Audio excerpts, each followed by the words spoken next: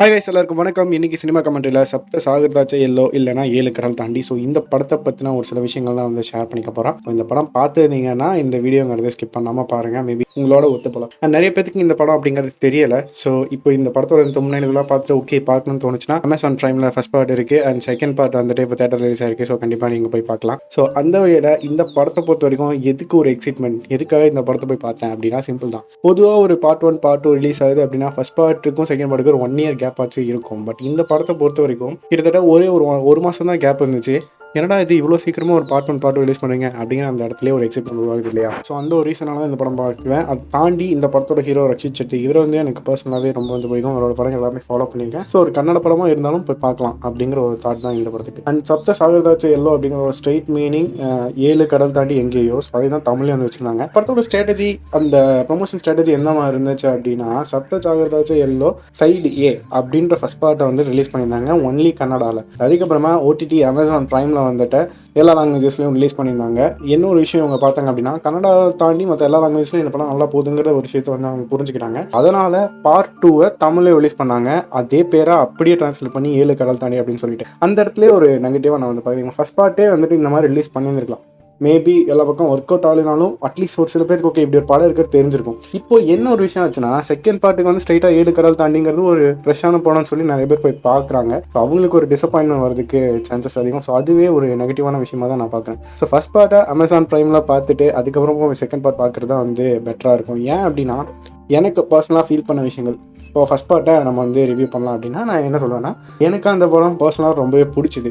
கதை வைஸ் வந்து ரொம்ப பெருசாக புதுசாக ரெஃப்ரெஷிங்காலாம் ஒன்றுமே கிடையாது. அது ஒரு சிம்பிள் லவ் ஸ்டோரி. இந்த ஒரு 2 கேரக்டர்ஸ் பார்க்கும்போதே உங்களுக்கு வந்து பிடிச்சிடும். சீக்கிரம் அவங்களோட கனெக்ட் ஆயிருங்க. மனு, பிரியா, அந்த 2 கேரக்டர் பர்ஃபார்மன்ஸ் எல்லாருமே அப்படியே வந்து ரொம்ப ரியலிஸ்டிக்காக இருக்கும். எல்லாருமே சூப்பராக பண்ணியிருப்பாங்க. ஸோ இந்த 2 கேரக்டர் வந்து லவ் பண்ணிட்டு இருக்காங்க. அவங்க லைஃப்பில் அடுத்த லெவல் போகணும் அப்படிங்கிறது கொஞ்சம் பணம் தேவைப்படுது. அந்த இடத்துல போய் இந்த ஹீரோ வந்து ஒரு விஷயத்தில் மாட்டிக்கிறான், ஜெயிலுக்கு போகிறான். ஸோ இவங்க 2 பேர் கடைசியில் சேர்ந்தாங்களா சேரலையா அப்படிங்கிற மாதிரி தான் அந்த கதை வந்து வந்துருக்கும். எல்லாருமே ஆசைப்படுவாங்க இவங்க வந்து சேரணும் அப்படின்னு சொல்லி. நான் ஆல்ரெடி சொல்லிட்டேன், இது ஸ்பாயிலர் ரிவ்யூ தான். அதனால் நான் கதை நான் சொல்ல போகிறேன். நீங்கள் மறுபடியும் பார்க்கலன்னா தயவு செஞ்சு ஸ்கிப் பண்ணிட்டு போய் பார்த்துட்டு அப்புறமா இதை வந்து பாருங்கள்.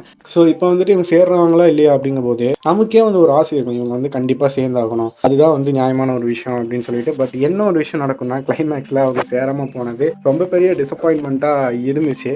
ஸோ அந்த ஒரு டிசப்பாயின்மெண்ட்டில் இந்த படம் முடியும் போது, இல்லை இந்த படத்துக்கு பார்ட் 2 இருக்குது, எல்லோரும் வந்து பாருங்கள் அப்படின்னு சொல்லும்போது நமக்கு ஒரு பாசிட்டிவ், ஓகே பார்ட் 2லையாச்சும் இவங்க எப்படியாச்சும் சேர்ந்தணும்டா, இதெல்லாம் நடந்த விஷயங்கள ஒரு கனவாகவே போயிடணும் அப்படின்னு வந்து நம்ம நினச்சிட்டு இருக்கோம். இது எல்லாம் தாண்டி பாட்டுக்கு போய் உட்காரும்போது இவங்க பண்ண ப்ரொமோஷன் ஸ்ட்ராட்டஜி தான் நான் சொன்னேன்ல ஒர்க் அவுட் ஆகலை அப்படின்னு சொல்லிட்டு. அதுக்கு சிம்பிளான ஒரு ரீசன் சொல்கிறேன். நான் போன தேட்டரில் நடந்த ஒரு காமெடி என்னென்னா, அந்த தேட்டரில் வந்துட்டு போய் உட்காந்ததுமே ஒரு 50 பேர் இருக்காங்கன்னு வச்சுக்கோங்களேன். அதில் ஃபர்ஸ்ட் ஆஃப் ஆல் கப்புள்ஸ் தான் நிறைய பேர். எதுக்கு வந்தாங்கன்னு அவங்களுக்கு தான் தெரியும். படத்துக்கு யார் வேலை, படத்துக்கு வந்து ஒரு 4 பேர், தெரிஞ்சு வந்தது ஒரு 2 பேராக தான் இருப்பாங்க. அது ஒரு பார்ட் 2, இது ஆல்ரெடி ஒரு படம் வந்திருக்கு அப்படின்னு சொல்லிட்டு. ஸோ ஏதோ 7 கடல் தாண்டி சும்மா தேட்டருக்கு போவோம் வந்தவங்க தான் அங்கே அதிகம், வந்ததுலேயே அவ்வளோதான். ஸோ அந்தளவுக்கு ப்ரமோஷன்ஸும் ஒர்க் அவுட் ஆகலை. அண்ட் நான் போன தேட்டரில் மேபி மல்டிப்ளெக்ஸ்லாம் ஒர்க் அவுட் ஆகிருக்கலாம். வேறு ஒரு படத்தை வந்து போட்டுட்டாங்க, ஓகேங்களா. எனக்கு அந்த டிஃப்ரென்ஸ் ஃபீல் ஆச்சு. ஏன்னா ப்ரொடக்ஷன் கம்பெனி வேறு. பொதுவாக ஒரு கன்னட படம் ரீசெண்ட் டைம்ஸில் புனித் ராஜ்குமாருக்கு தேங்க்ஸ் சொல்லி தான் வந்து ஆரம்பிப்பாங்க. பட் அந்த ஒரு விஷயமே இல்லை தெலுங்கு கைஸ்க்கு வந்து தேங்க்ஸ் சொல்லிட்டு இருக்காங்க. என்ன ஒரு காமெடினா, செவ்வாய்க்கிழமை அப்படின்னு ஒரு படம் வந்து ரிலீஸ் ஆயிருந்துச்சு. ஸோ அந்த படத்தை வந்து தெரியாமல் தேட்டருக்காரங்க போட்டுட்டாங்க. பட் அது ஒரு ஃபஸ்ட் எடுத்தோமே அதுலேயும் வந்துட்டு என்னென்னா, இந்த படத்தோட ரெசம்பலன்ஸ் மாதிரி கடலுக்குன்னு 2 குழந்தைங்க, 2 சின்ன பசங்க ஓடி வந்து விளாட்ற மாதிரி இருந்துச்சு. அப்போ எல்லாரும், அதாவது படத்தை பற்றி தெரிஞ்சவங்களே என்ன நினச்சிட்டாங்க அப்படின்னா, ஓகே இது ஹீரோட ஃப்ளாஷ்பேக்கோ ஹீரோனோட ஃப்ளாஷ்பேக்கோ இருக்க போது, இவங்க அண்ணா தங்கச்சி அப்படின்னு நினைக்கும் போது, அந்த சின்ன பொண்ணு இந்த பையனை ரவின்னு கூப்பிடும்போது எனக்கு ஸ்ட்ரைக் ஆகுது. இல்லை அவன் பேர் மனு ஆச்சு, இல்லை இவங்க பேர் பிரியா ஆச்சு, பேர் வேறு மாதிரி இருக்குது. உடனே வெளியே ஓடி போய் ஆப்ரேட்டரை கூப்பிட்டு நான் படத்தை மாற்றி போட்டிங்கன்னு சொல்லிட்டு அவங்க மறுபடியும் படத்தை மாற்றி போடுறாங்க. நான் என்ன சொல்ல வரேன்னா, மேபி எனக்கே அது வந்து ஸ்ட்ரைக் ஆகலை. நான் அந்த அளவுக்கு மூவிஸ் ஃபாலோ அப் பண்ணுறேன். பட் ஃபஸ்ட் எடுத்துமே தோணுச்சு, ஒரு 5 நிமிஷம்னாலும் ஒரு படம் ஓடி இருக்கு இல்லையா. மற்றவங்க யாருக்குமே தோணவே இல்லை. திரும்பி வெளில வந்ததுக்கப்புறம் கத்திட்டு வந்ததுக்கப்புறம் எல்லாம் கேட்க என்னாச்சு தம்பினா, இல்லைங்க நம்ம பார்க்க வந்த படம் வேறு, இவங்க மாற்றி போட்டாங்க அப்படின்னா, ஓ அப்படியா. ஸோ அந்த லெவலுக்கு தான் இருக்குது இந்த படத்தோட ப்ரொமோஷன் அப்படின்றது தமிழ்நாடை பொறுத்த வரைக்கும். அண்ட் மல்டிப்ளெக்ஸில் எப்படி இருக்குன்னு எனக்கு தெரியல. இப்போது சைடியை வந்துட்டு நாம் வந்து அந்த படத்தோட கனெக்ட் ஆகி ஒரு கதையெல்லாம் பார்த்து முடிச்சுட்டு இந்த படத்தில் ஒரு நல்ல விஷயம் நடக்கணும்னு சொல்லி ஒரு மைண்ட் செட்டோட வந்து உட்காந்து ஆரம்பிக்கும் போது, இந்த படத்தில் ஃபஸ்ட்லேயே சொல்லிடுறாங்க இவங்க வந்து சேரலை. அது நடந்ததெல்லாம் உண்மை தான். அந்த இடத்துலேயே ஒரு பெரிய டிஸ்பார்ட்மெண்ட். இந்த ஹீரோ 10 வருஷம் ஜெயில் முடிச்சுட்டு வெளியே வந்திருக்காரு. ஹீரோயின் கல்யாணமே குழந்தையெல்லாம் இருக்குது. அது விட்டுருக்கலாங்க. தேவையில்லாமல் இவர் என்ன பண்ணுறாருன்னா, ஹீரோனோட லைஃபுக்குள்ளே போய் அவங்க லைஃப்பில் என்னெல்லாம் நடந்துச்சு, இவர் அந்த பொண்ணை வந்து அவ்வளோ அழகாக லவ் பண்ணியிருக்காரு. அது தப்பே கிடையாது. அவங்க லைஃப்பில் எப்படி இருக்குது, அவங்க லைஃப்பில் என்னென்ன பிரச்சனை இருக்குதுன்னு சொல்லிட்டு எல்லா பிரச்சனையும் உட்காந்து தீர்த்து வச்சுருக்காரு. பட் கடைசி வரைக்கும் இவங்க அந்த இவரும் அந்த ஹீரோயினும் சேர்ந்து பார்த்து பேசிக்கணும் கான்வர்சேஷன் படத்தில் இல்லவே இல்லை. அவங்களுக்கு ஹீரோயினை பொறுத்த வரைக்கும் இவன் இருக்கான சத்தனை கூட தெரியாது. ஆனால் இவன் 7 கடல் தாண்டி எங்கேயோ உட்காந்து இவங்களுக்கெல்லாம் நல்லது பண்ணுற மாதிரி ஒரு விஷயம் வந்து பண்ணிகிட்டே இருக்கான். அந்த இடத்துலையே எனக்கு பர்சனலாக ரொம்ப டிசப்பாயின்ட் பண்ணுங்க. நாம் பார்த்து ரசித்த ஒரு கப்பல் இன்னும் சேரலை. பட் இந்த ஹீரோ இப்படிலாம் பண்ணிகிட்டு இருக்கான். பண்ணுறது ஒரு நல்ல விஷயம் தான், ஒரு பெருமைக்குரிய விஷயம் தான். அது அவன் லவ்வை வந்து எக்ஸ்ப்ரெஸ் பண்ணுது. பட் அதுக்கு எதுவுமே ஒரு யூஸ் இல்லாமல் ஒரு கிளைமேக்ஸ் முடியும் போது எனக்கு ரொம்ப வருத்தமாக இருந்துச்சு.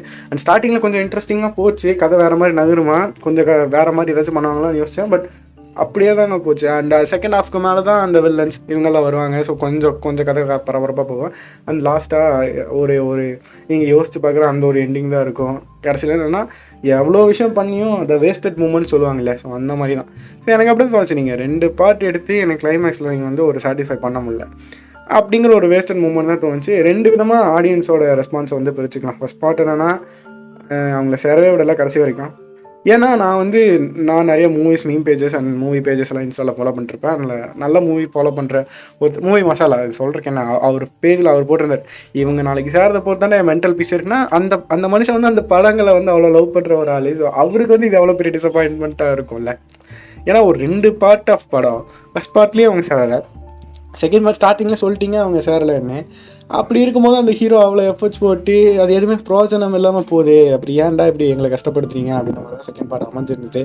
ஸோ இன்னொரு தரப்பினருக்கு வந்து படம் பிடிச்சிருக்கலாம். ஸோ எப்படி ஒரு மனுஷன் இப்படிலாம் லவ் பண்ண முடியும் அப்படிங்கிற மாதிரி. பட் இதெல்லாம் என்ன சொல்கிறது, தெரிஞ்ச ஒரு விஷயமாக தான் இருக்குது, ஆல்ரெடி நம்ம பார்த்துட்டோம். அதனால எனக்கு இந்த படம் ஓட்டலை. ஸோ நீங்கள் இந்த படம் 2 பாட்டுமே பார்த்துருந்தீங்க, நான் சொன்ன கருத்தோடு ஒப்பிட்டு பார்க்கும்போது எப்படி இருந்துச்சு ஸோ அப்படிங்கிறத கமெண்ட் செக்ஷனில் மென்ஷன் பண்ணுங்கள். என்னை பொறுத்த வரைக்கும் ஏன்னா ஒரு பெரிய டிசப்பாயின்மெண்ட் தாங்க எனக்கு 2 படமும் சேர்த்து. ஃபஸ்ட் படம் ரெஃப்ரெஷிங்காக இருந்துச்சு, செகண்ட் பார்ட் சுத்தமாக டிசப்பாயின்மெண்ட், எனக்கு பிடிக்கல. ஏன்னா அதுதான் நம்ம அவங்களோட கனெக்ட் ஆகி அது வேஸ்ட்டாக போச்சு அப்படிங்கிறது தான் ஒரு விஷயமா பட்டுச்சு. ஸோ உங்களுக்கு இந்த வீடியோ பிடிச்சிருந்தா அந்த லைக் பட்டனை தட்டி விட்டு வீடியோ உங்கள் ஃப்ரெண்ட்ஸோட ஷேர் பண்ணி கொடுங்க. That's it. Signing off. Have a good second side of the best.